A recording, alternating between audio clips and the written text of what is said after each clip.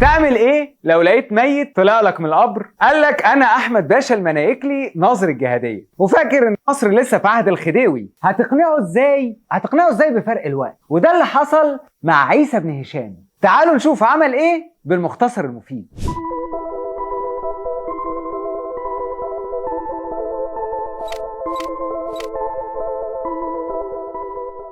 حديث عيسى بن هشام للكاتب محمد المويلحي، عمل أدبي بيجمع بين الرواية والمقال السياسي والاجتماعي، انتشر في القرن العشرين تقريبا سنة 1907، وبياخد أسلوب المقامة الساخرة عشان يعرض أحوال مصر في عهد الخديوي عباس حلمي الثاني. بيبدأ الحديث بعيسى بن هشام واقف على القبور وبيشوف ازاي نهاية كل حاجة للتراب، الملوك العظيمة والستات العظيمة، وفجأة خرج له من القبر شخص ووقف يتكلم معاه، وبيكلمه عن أيام محمد علي وإن اسمه أحمد باشا المنايكلي ناظر الجهادية، ومش مصدق إن الدنيا اتغيرت في مصر. وبيطلع عيسى بن هشام على المدينة عشان يلبس هدومه ويشوف مصر. قابل وهو ماشي مكاري أجر حمار وحاول ينصب عليه علشان يركب معاه، فاتخانق وضربه، والمكاري استنجد بالبوليس، البوليس اللي ما كانش على عهد اخينا الميت، وقبض عليه بتهمه التعدي. وكان وقع على عسكري وهو بيتخانق فاتحبس بتهمه زياده اللي هي التعدي على عسكري اثناء تاديه وظيفته. عيسى بن هشام معاه يحاول يوعيه ويهديه،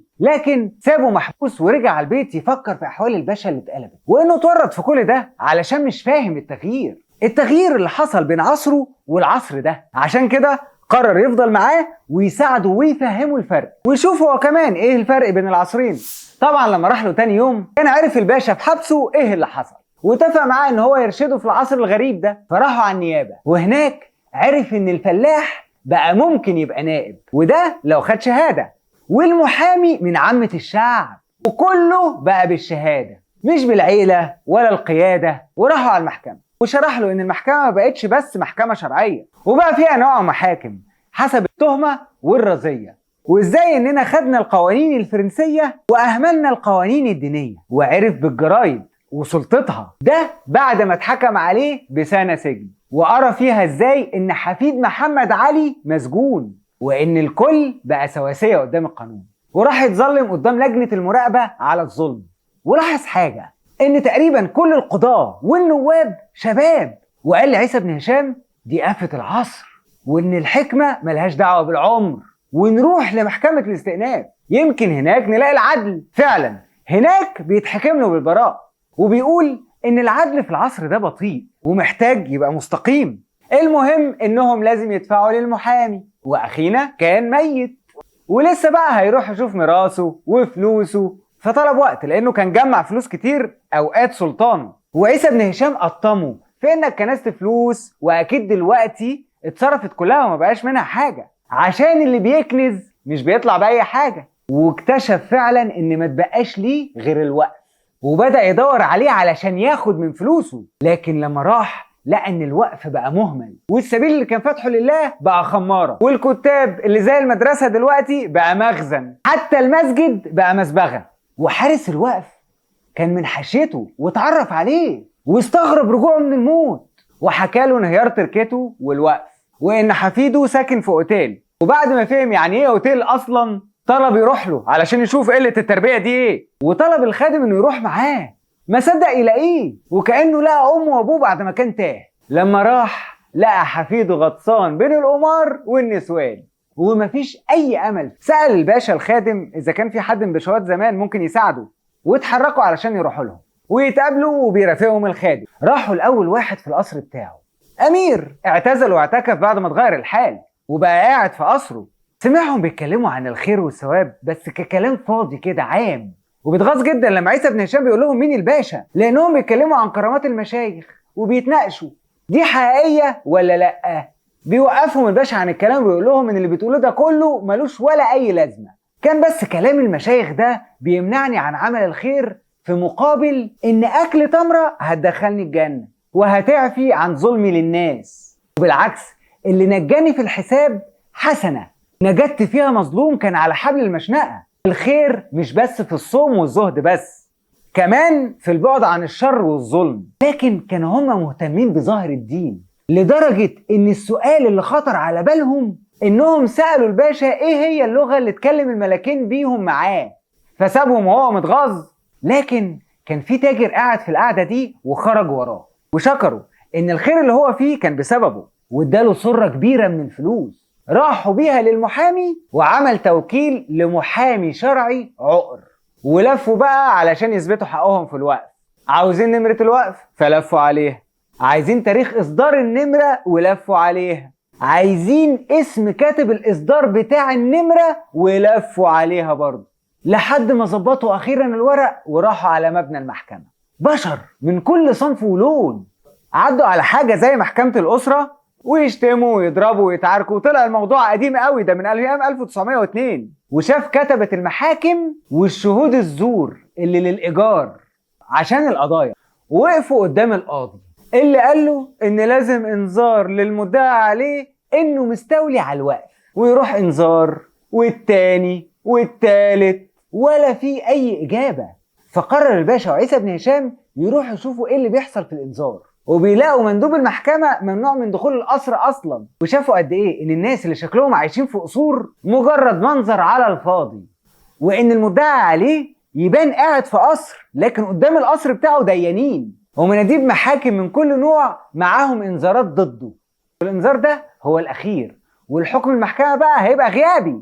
والمحامي بتاعه بقى لقى ثغرة يطول بيها المشوار وعشان التقاضي ويسحب منه فلوس تاني. اخينا الباشا تعب من اللف والمماطله وجات له حمى، وعيسى بن هشام جاب له اشهر طبيب اللي بعد ما كشف عليه قال له الموضوع صعب ولازم يتصرف له دواء من صيدليه معينه. ومع العلاج فضل برضه الباشا تعبان لحد ما واحد صاحب عيسى بن هشام قال له الاحسن تجيب طبيب اجنبي، وعمل كده برضه ما ساعدش. ما فادوش غير الدكتور شاب قال له ان اللي مأثر عليه هي نفسيته. فبيسأله ليه الدكاترة ما عرفوش ده؟ فقال له هم حافظوا شوية أعراض على شوية أدوية وقالوا يطلعوا بمصلحة وخلاص. حتى الناس العادية بقوا بيتفننوا في الوقاية بحاجات ممكن تضر جسمهم، وبيقلدوا الغرب في أكلهم من غير ما يفهموا إيه اللي بيضر وإيه لأ. ولما راقي الباشا افتكر أحوال الطاعون وما كانش عارف إن تم اختراع ميكروسكوب يعرفهم سبب الطاعون وطرق الوقاية منه. ولما شاف الميكروسكوب انبهر وسأل مين من العلماء المسلمين اللي اخترعوا،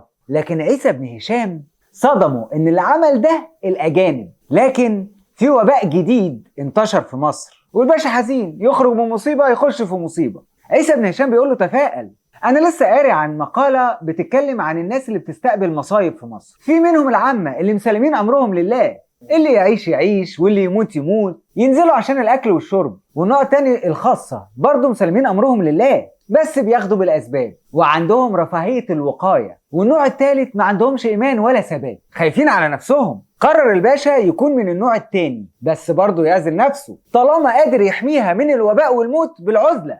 قضوها في القراية والمعرفة، تاريخ وعلوم واداب بقى، تقريبا اتفرجوا على القناة بتاعتي.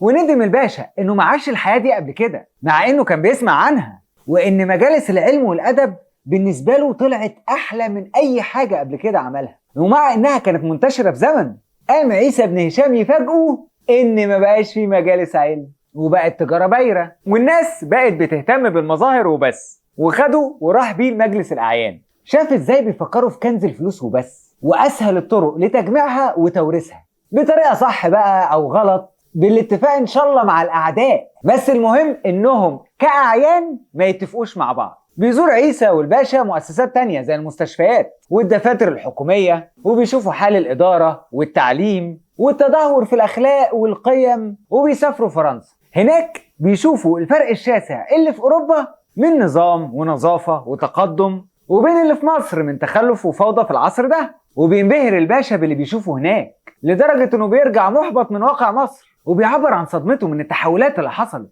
تحولات على القيم والمجتمع وحتى المؤسسات. وبيبدأ ينقد اللي وصلت له البلد من انحدار، وبيختم الكتاب بموقف نقدي عنيف بينادي فيه للإصلاح الحقيقي، وبيعرض رسالة ضمنية بتنادي بالنهضة، وده عن طريق المزج بين الأصالة اللي احنا كمصريين مولودين بيها والتقدم الموجود دلوقتي، وبين الدين الحقيقي والعلم الحديث.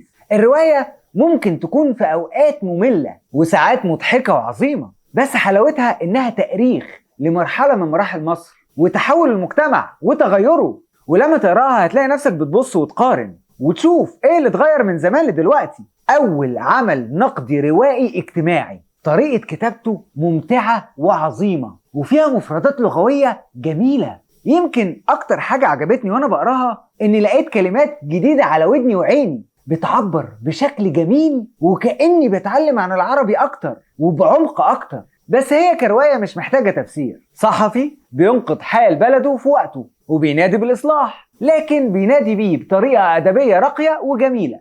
حاولوا تقروها، ولو ما عرفتوش أديكوا خط مختصر مفيد عنها يمكن يساعدكم الفيديو ده في يوم من الأيام إنكم تقروها. وبكده نكون خلصنا الموسم الثامن. ما تنسوش تعملوا شير ولايك وسبسكرايب، واستنونا في الموسم التاسع قريب جدا. واشوفكم قريب بالمختصر المفيد مع أحمد حسن.